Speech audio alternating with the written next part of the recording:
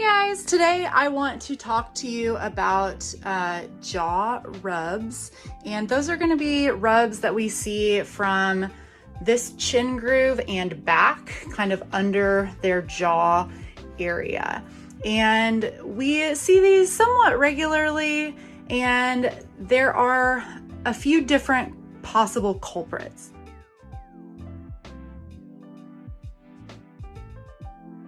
So when your horse is grazing, they're typically pressing down into the muzzle. And so as that happens, all of this is getting pressed up into this area, kind of depending on how it's adjusted. And so as we zoom in here, we can see there's lots of moving parts. And I don't have this halter adjusted great on him because this is something we actually see quite a bit. So you'll notice here that this strap is very loose. It's also attached to the lead ring, which on this halter is free to slide back and forth quite a bit. And this strap is not very snug. You can see we have a ton of gapping under here. On most horses, to get the angle correct, these buckles are going to be somewhere adjusted like in the middle. The front one's going to be a little longer, and the back one, most of the time, especially on our larger horses, typically needs to be adjusted about as snug as it goes.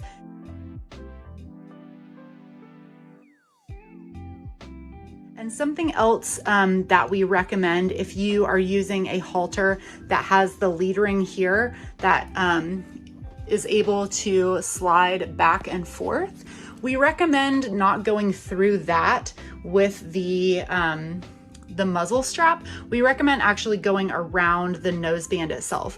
And that's going to do a couple things. It's going to keep this from being able to slide back and forth so much. So it's going to anchor your muzzle a little better. It's going to reduce some of the motion. And it's also going to bring the back of the muzzle up to the noseband instead of hanging down with the lead ring, which can kind of throw it off of angle, and just make everything fit a little bit more snug and how it should go. And so the culprits that we see for jaw rubs when they're grazing, it can be the buckle, it can often be the halter noseband itself, or it can be the back edge of this muzzle. And there's different things that we can do to address all of these issues, but the main and most important thing is we want to kind of reduce motion for these three parts. And ideally, I would love to make them kind of one cohesive part so there's not as much motion. So if I see a setup like this, the first thing I'm gonna do is recommend that they send this around the halter noseband, and we're gonna tighten it up a little bit. So I'm gonna do that really quick and then kind of show you what we get. Because right now, as they're grazing, this buckle's able to kind of fold in half almost. And you know, if this buckle is kind of loose, these metal parts can kind of get up there too. It's pressing that lead ring up into there, and even this little triangle thing here. There's just a lot going on here that's all getting pressed in that area as they're grazing, and everything's moving around all the time too. So you can see how much friction there is potential to be in that area.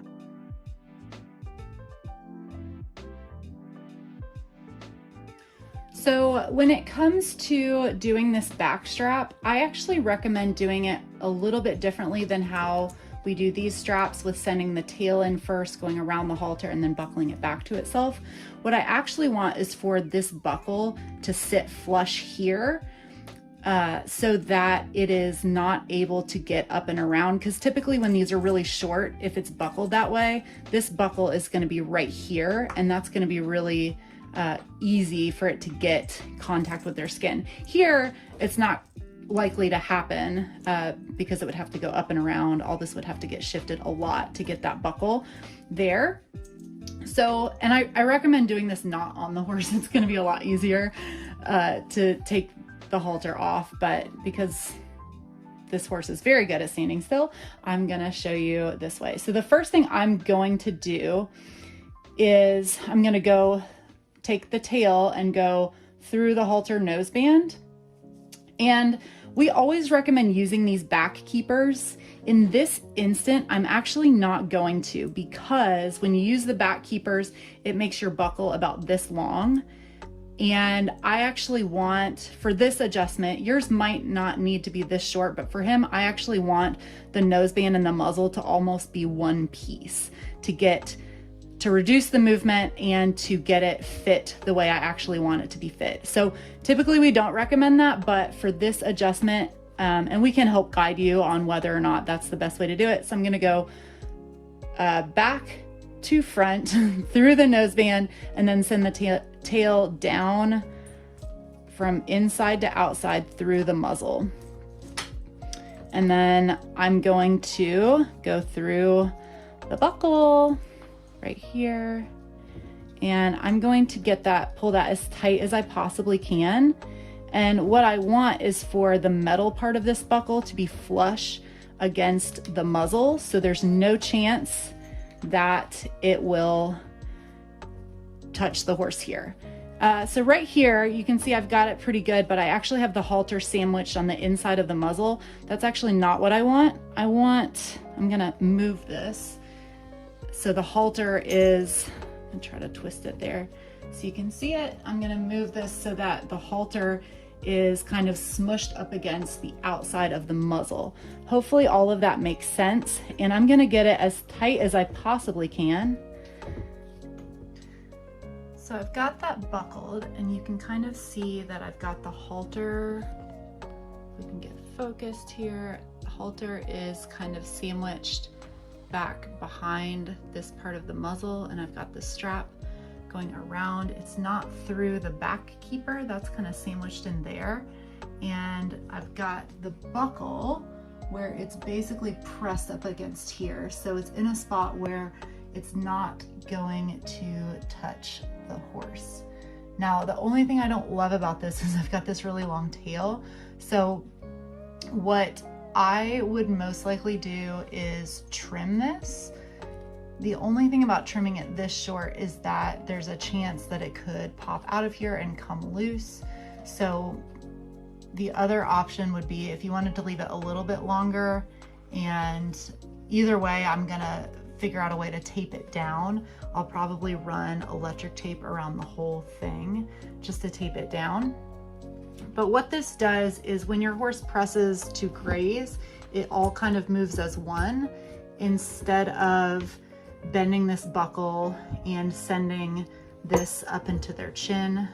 When this was longer, it was kind of poking up as the horse grazed, and it also anchors it to the noseband better, so this isn't able, it's a lot more challenging to turn this to get that edge up towards their mouth.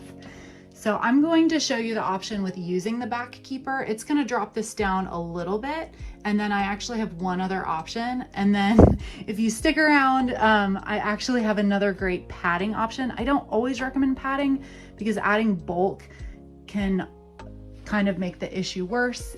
It also can sometimes hang on to moisture, but for horses that are really struggling in this area, I have found one padding solution that does work pretty well if you have the ability to make your noseband nice and wide, because what we don't want is to just add a bunch of padding in there and create a tight noseband, because that having a loose noseband that can kind of shift up and down instead of rubbing back and forth, sitting out away from their face, is going to help more in the long run. So I'll be right back and show you the other options.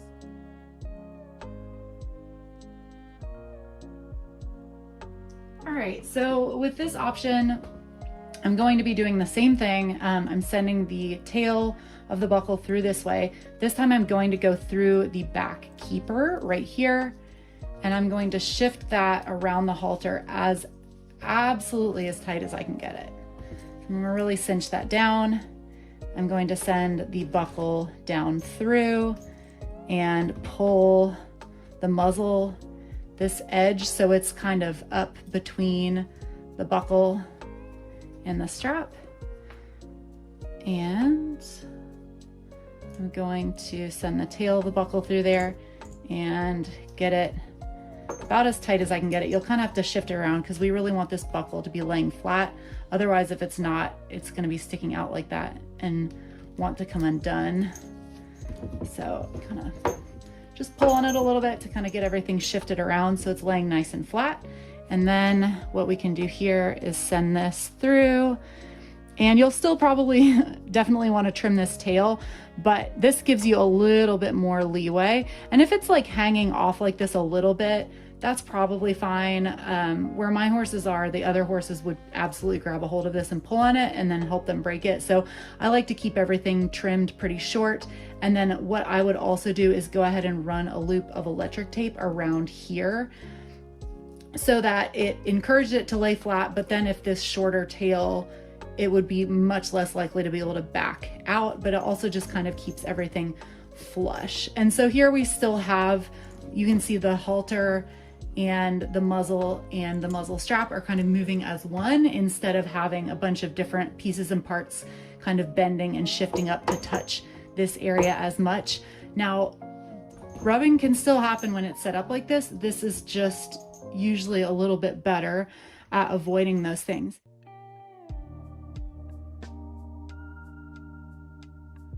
So another option that you can use is if you have our Houdini helper corner straps or the self-wrap Velcro that we use for those. You don't need a very big piece, but what I like to do for a lot of these guys, since this strap ends up being so short anyway, this buckle situation can end up being a little bulky sometimes.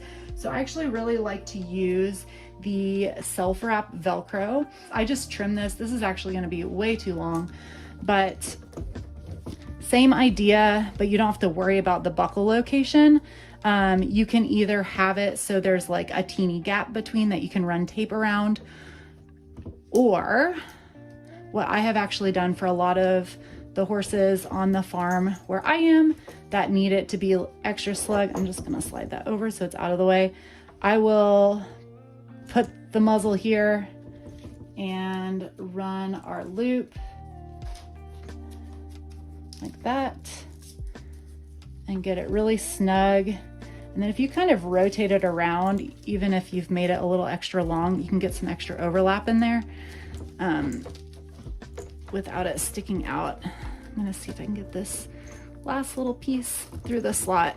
It really likes to grip to the nylon, which is really beneficial because it keeps it from sliding around as much, but it's also kind of a pain if it's not exactly where you want it. Okay, there we go.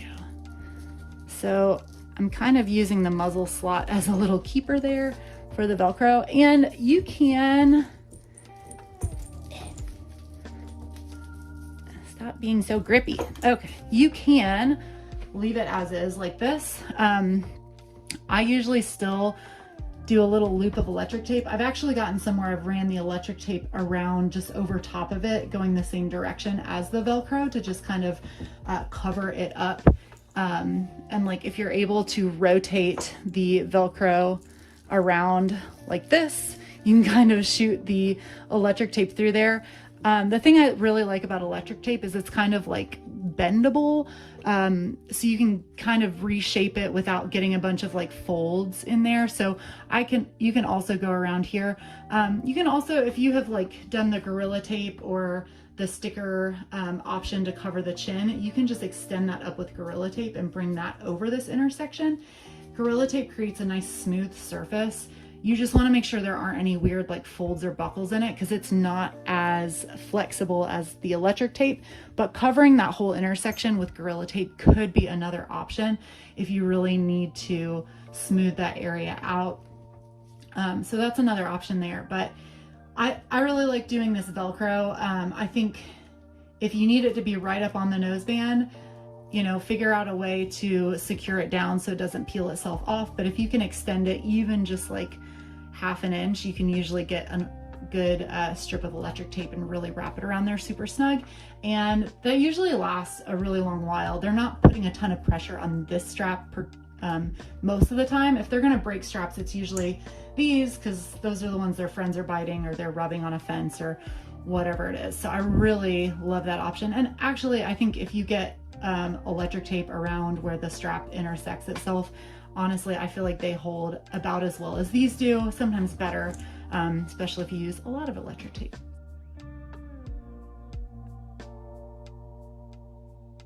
So now I'm going to show you my other favorite option. I will be right back.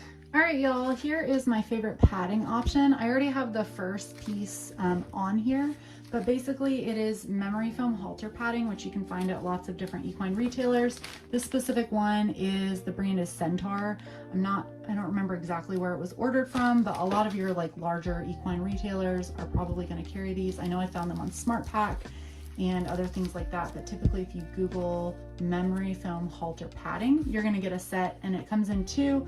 The one made for the noseband Velcros over something. So if your halter, the underside doesn't have a buckle here, this will just Velcro around, and it's nice because it has a slot for your lead ring and your center chin strap here. And then if you have corner straps, it has a nice little slot for those as well, where it protects rubbing from those straps, and it would just go on right here. On this guy, I actually, because of the buckle, I was able to slide the one that's for the crown piece on. It has elastic in kind of similar spots. It's a little bit longer. You'll notice my noseband's really long. I wasn't actually able to buckle it any tighter because this is a little too long. So on this horse, I would definitely be using this piece here. On my personal horses whose heads are much bigger, this piece works great on the one that has this jaw rub issue. You can see here, even if this comes up, it's kind of padding, and this inside is a little slippery. It's not quite as slippery as the Lycra, but combining this with a Lycra mask that covers the jaw rub area, and readjusting all this like I've shown you, if you do all of those things, I guarantee that we can eliminate the majority of these rubs that are happening. The first few options in this video might do just fine. If you have a really aggressive rub under here, I recommend doing at least the first couple adjustments, and probably adding either some type of padding here or a Lycra mask just to cover that area and give it a little bit of friction reduction.